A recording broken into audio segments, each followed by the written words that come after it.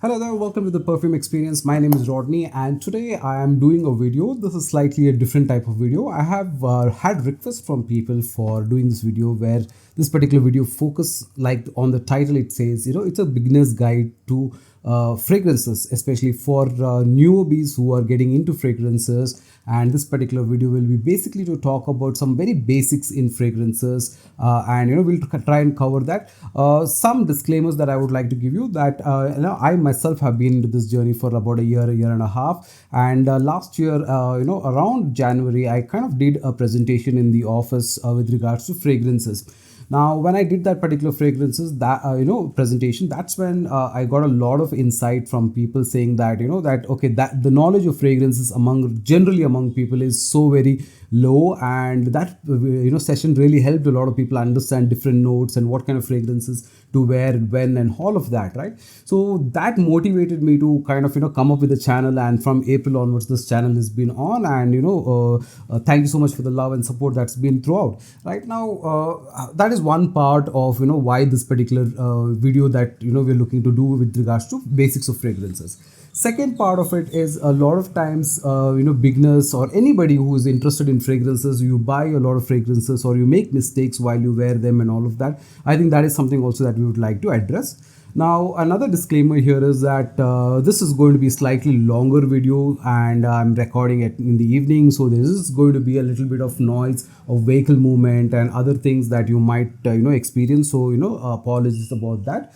Aside to that, I think we are good to start. So like I said, a little bit of a long video alert, and so it's going to be typically different. And I'm also using my laptop for some things because I need a certain reference points which I think are in the laptop, and I'll try and cover that. Okay, right? So what are the things that we're going to cover on this particular video? All right, so today we are going to talk about some from the very basics in terms of what is a concentration, what is a fragrance wheel, what are the different types of families of fragrances, what's a chapeau, what's a fougere, and we'll look at how to wear a fragrances, mistakes, what's a designer niche, so many different things.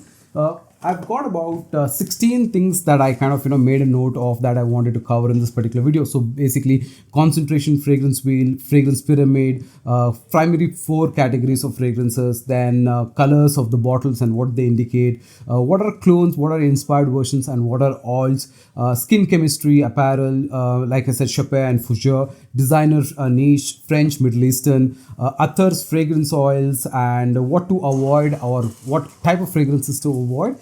Then, of course, synthetic versus natural and artisanal fragrances. What are decants? What are partials? And how to apply fragrances? How many fragrance sprays and whatnot? Right. So this is the general whiff, things that we're going to cover in this particular video.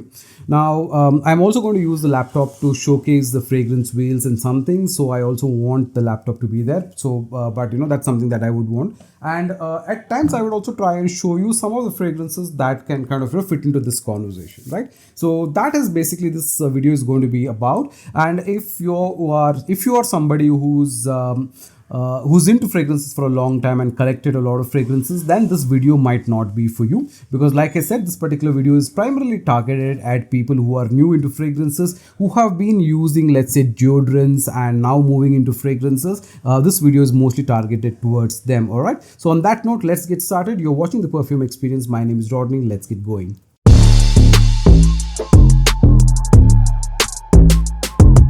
All right, let's start. Right, so the first thing that to know is the person who loves fragrances, or somebody who's a connoisseur of fragrances, who's able to distinguish between a good and a bad fragrance, is called a cognoscenti. Right, that is the first thing to know, and this is somebody who loves fragrances as such. Right. Now, the immediate next thing that we need to kind of understand, or one of the first things to know is, let's talk about concentrations, right?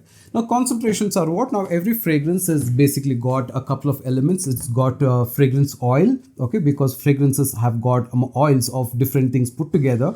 And just like how you create a recipe for any food item, like a premix that you think, which has got, like think about a cake, right? A cake would have things like egg, it would have milk, it would have wheat, it would have sugar. A lot of this thing, flour and all of those things put together, and it's made into a mix, right? Then there is, of course, volume that's created by adding liquid elements, right? Think about it, fragrance as such as well. Every fragrance will have a fragrance oil, and then it will also have alcohol to it. Then it will also have things like fixatives and all of that to make the particular fragrance last longer. So while there is fragrance oil, while there is alcohol which will give it boost, there is going to be fixatives that will help it last or stick to the skin or stick to apparel, and that's how the longevity of a fragrance is kind of built, right? Now when you look at 100 ml of fragrance, it will always mention the type of fragrance. Now the first category of in that is called the off fresh. Okay, now off fresh is generally about 1 to 3% of oil concentration. Now this is generally your body mist that you see, right? So wherever you go into shops and all of that, if you have body mist that you put on which will last like only 30 minutes or 40 minutes kind of thing, that is generally off fresh. Okay, now that is most likely the least amount of fragrant types that are used. The second, which is a little more prominent, is EDC, which is eau de cologne. Now eau de cologne has got about 3 to 5% of concentration, and this could last about an hour to two. So this was the kind of noise that I was talking to you about, which could be there in the video, which is basically a borewell getting drilled somewhere. Anyways, right? So EDC will have 3 to 5%, and generally these are cologne fragrances that would be there, and colognes will generally last about 1 to 2 hours time at maximum. Could be a little lesser as well, right? Then the most prominent category is EDT, or the toilette. Now, or the toilets are basically which are got about 5 to 15% of alcohol concentration, or rather oil concentration. Now this does not necessarily mean that they will last only 3 hours or 4 hours. There are good it always depends on the blends that you have. It depends on the quality of the fragrance oils, the ingredients that are there in a fragrance, and that can actually make a fragrance last longer. Like for example, a good EDT concentrations are probably, let's say for example, Eau Sauvage, Dior Eau Sauvage 1966, which has got a 6-8 hour performance easy based on an EDT concentration, or Yardley's Original, for example. So a lot of times there are good fragrances which have got EDT concentration which can last longer. For example, when you take fragrances from, like say, Piyush of Jashan Fragrances, I think he gives you EDT concentration, and still those EDT concentrations can last really, really long, right? So it's not necessarily EDP or Parfum concentrations are supposed to be lasting longer, projects higher. Not necessarily the case at all. A lot of times you would see people also post saying 30% concentration, 25% concentration, trying to bait you into this, saying that they will last longer. It's not necessarily the case. So don't really go for this. The next category of fragrances which is very popular is eau de parfum, which is basically 15 to 20% of concentration. Now these are again generally will appear longer, last will little longer. That is generally the theory element, as I said.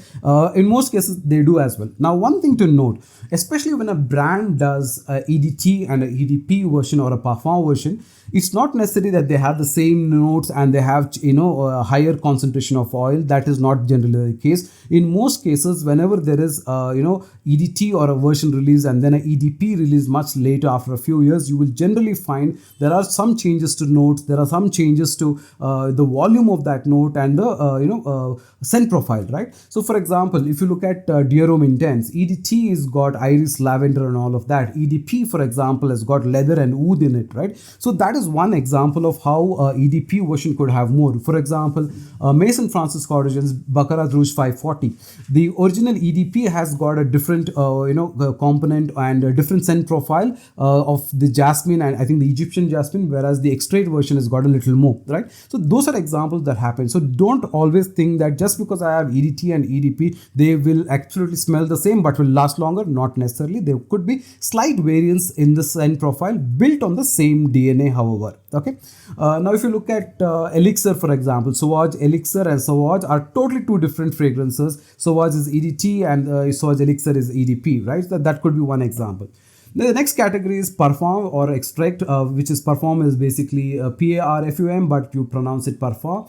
Okay, so this is basically got concentration between 15 to 30% concentration or higher. I think extracts also are in the same ballpark, which is a little more higher, right? Now, when you think about this, it is supposed to last longer and supposed to give you beast mode kind of a projection. In most cases, they are really high, but it's not necessarily the norm always. There could be lower, lasting as well, lower projection as well. Now, if you look at Ahmad Al Maghribi's fragrances, for example, Kaf, I think has got about 44% of oil, and Marge has got 41.67, right? So when you think about those kind of concentration, they are meant to last longer. Now, this is done for specific reasons, right? Now, if you look at Europe as a continent and the climate of Europe and all of that, you would typically not have fragrances which are that loud, that strong, because the people there kind of like fragrances that are soft, and because it's colder times, a small EDTs last much longer.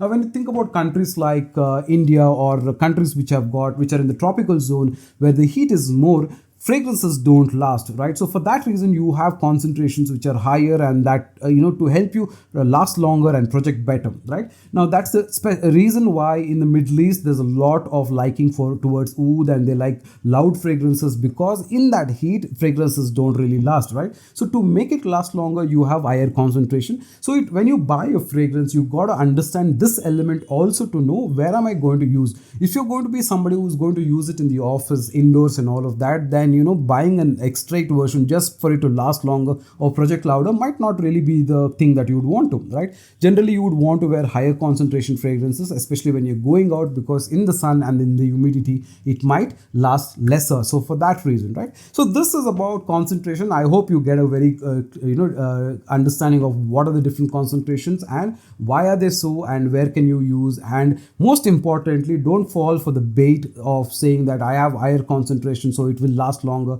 it is better. In most cases, what I've observed is, whenever you have fragrances with much higher concentration, the top notes, especially in oils and clones, right, the top notes generally kind of get completely lost, because when a fragrance is made, we'll talk about when the fragrance notes are made, or for example, or let's talk about it now.